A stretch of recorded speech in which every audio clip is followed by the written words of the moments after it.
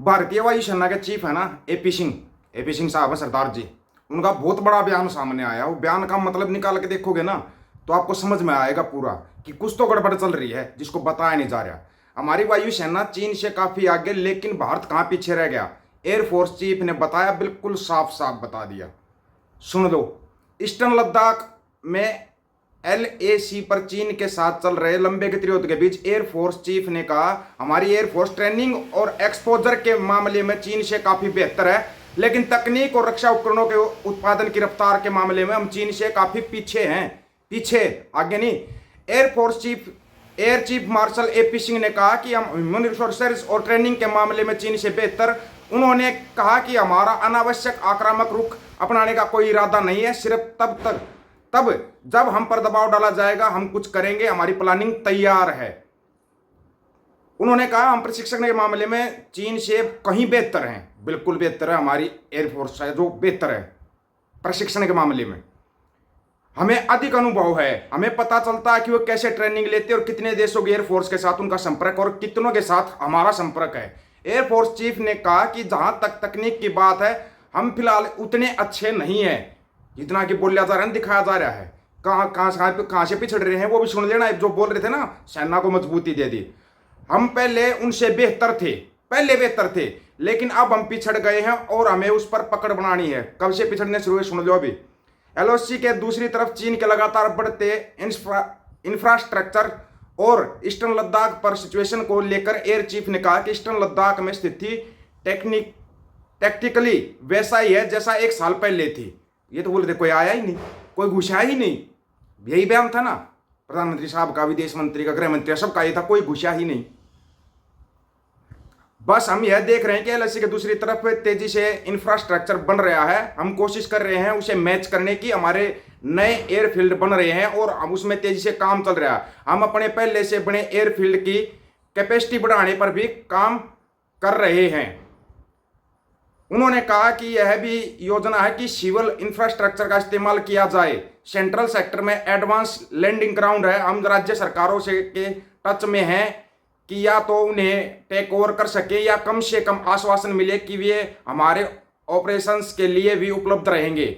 Air chief marshal AP Singh ने कहा कि हमारा लक्ष्य है 2047 तक पूरी इन्वेंट्री या तो भारत में उत्पादित हो या भारत में विकसित हो और उत्पादित हो। कम होती फाइटर स्क्वाड्रन पर एयर चीफ ने कहा कि हम उस पर भी ध्यान दे रहे हैं, फाइटर स्क्वाड्रन 30 से कम न हो।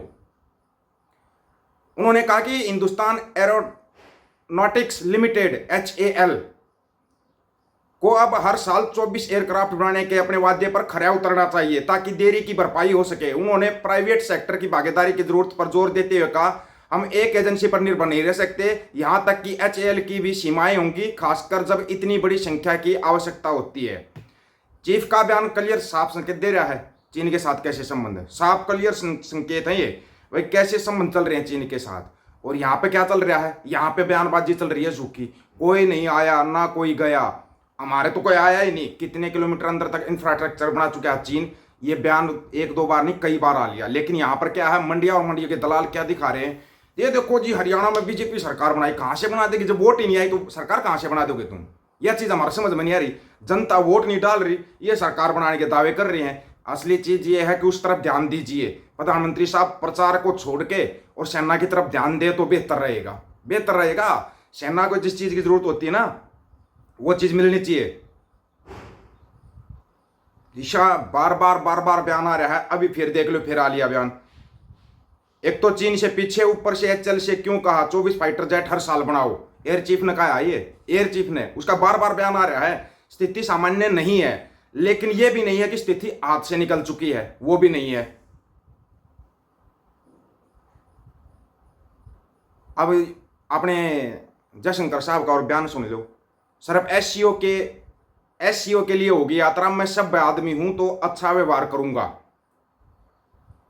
सुनना चाहते हो, एक बार सुनो जयशंकर साहब जो बोल रहे हैं। It will be for a multilateral event. I mean, I'm not going there to discuss India-Pakistan relations. शनिवार को दिल्ली में एक कार्यक्रम को संबोधित करते हुए विदेश मंत्री S. जयशंकर ने ये बयान दिया है। उन्होंने कहा, I'm going there to to be a good member of the SCO. But since I'm a courteous and civil person, I will behave myself accordingly. विदेश मंत्री एस जयशंकर जयशंकर साहब कह रहे हैं कि पाकिस्तान यात्रा के दौरान वो दोनों देशों के रिश्तों पर कोई बात नहीं करेंगे। फिर यात्रा कौन सी है भाई, कोई बताएगा? संघाई कोऑपरेशन ऑर्गेनाइजेशन, SCO का मतलब होता है संघाई कोऑपरेशन ऑर्गेनाइजेशन की बैठक के लिए पाकिस्तान जा रहे विदेश मंत्री एस जयशंकर ने शनिवार को कहा कि पड़ोसी मुल्क से किसी तरह की बातचीत करने के लिए वहां नहीं जा रहे। दिल्ली में कार्यक्रम को संबोधित करते वक्त जयशंकर साहब ने कहा कि उनके पाकिस्तान जाने की वजह सिर्फ SCO की बैठक है। यह एक बहुपक्षीय इवेंट है। वे वहां पर भारत पाकिस्तान के रिश्ते पर चर्चा नहीं करेंगे। करनी चाहिए वहां जा रहे हैं तो। विदेश मंत्री ने कहा SCO का एक अच्छा सदस्य होने के नाते मैं पाकिस्तान में बैठक में हिस्सा लेने जा रहा हूं। मैं एक सभ्य आदमी हूं तो वहां जाकर अच्छा व्यवहार ही करूंगा।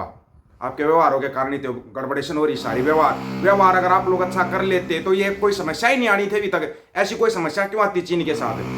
सार्क के एक्टिव न होने के लिए पाकिस्तान को जिम्मेदार ठहराया।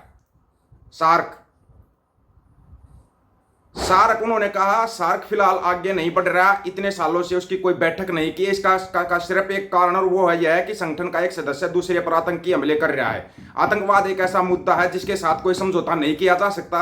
अगर ऐसा ही चला तो हम सार्क को आगे नहीं बढ़ा पाएंगे।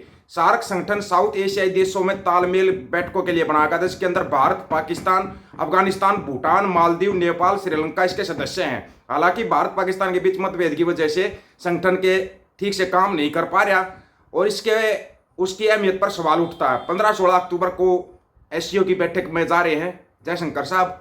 पहले कहा था कि पाकिस्तान से कोई रिश्ता नहीं, पाकिस्तान से कोई संबंध नहीं रखेंगे, ना ही हम वहां पे जाएंगे।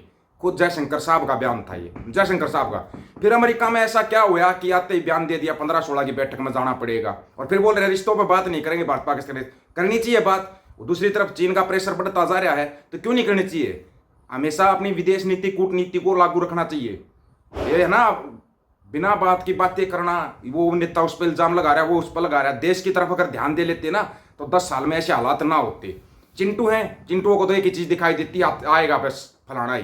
बाकी हरियाणा में तो नहीं आएगा। अपना उधर देखो, अब यूपी की तरफ चलो, तुम अपना झोला झंडी उठाओ, यूपी की तरफ चलो, वहां पर तुम अपने नारे लगाना। अपने पापा के यहाँ कोई नारा नहीं चला, हरियाणा के अंदर कुछ नहीं चला। एक तरफा सरकार बना रहे हैं, एक तरफा सरकार बन रही है। लेकिन पता नहीं क्यों इन लोगों को या तो अकल ज्यादा, लिमिट से ज्यादा है, या बिल्कुल दब गई है गोबर मूत्र खा पी के, उसके नीचे बिल्कुल दब चुकी है। ये इनके आंखों के सामने हर चीज है, वो दिखाई नहीं दे रही। सुना है एक झटका और मिल गया तुम्हारे को, कैलिफोर्निया से मिल गया कोई झटका। पापा को बताओ कैलिफोर्निया जाएंगे, क्योंकि कैलिफोर्निया से बहुत बड़े वाला झटका मिल चुका है, बड़े वाला झटका। डिटेल में अगले वीडियो में बात करेंगे, डिटेल में बताएंगे आपको। ऐसा झटका मिला है, ऐसा तो अमेरिका ने भी नहीं दिया था, वो कैलिफोर्निया ने दे दिया। जब कैलिफोर्निया के साथ तो कोई संबंध खराब नहीं थे ना, फिर उसने झटका क्यों दिया? सोचने वाली बात है। कनाडा आए दिन झटके दे रहा है, कभी कोई जांच बिठा देता, कभी कोई जांच बिठा देता। इससे विदेश नीति पता लगती है हमारी कितनी मजबूत है विदेश नीति। बिल्कुल -0 में जा चुके हैं। अगर यही विदेश नीति है तो कोई विदेश नीति नहीं है। विदेश नीति वो होती है जाए प्रधानमंत्री साहब और वहां पर जवाब दे। प्रधानमंत्री साहब प्रचार से ही फुर्सत नहीं मिल पाती। पार्टी के प्रचार में देश के प्रधानमंत्री, आप बीजेपी के प्रधानमंत्री नहीं है, भारत देश के प्रधानमंत्री। आप लोगों को क्या राय है इसके बारे में? आप अपनी राय रखना, आपकी राय का इंतजार रहेगा। सभी साथियों को राम राम, नमस्कार, आदाब, सत श्री अकाल। वीडियो को ज्यादा से ज्यादा शेयर, चैनल को सब्सक्राइब और बेल आइकन को जरूर दबाना दोस्तों। ऑफिशियल दीपक फौजी यूट्यूब चैनल।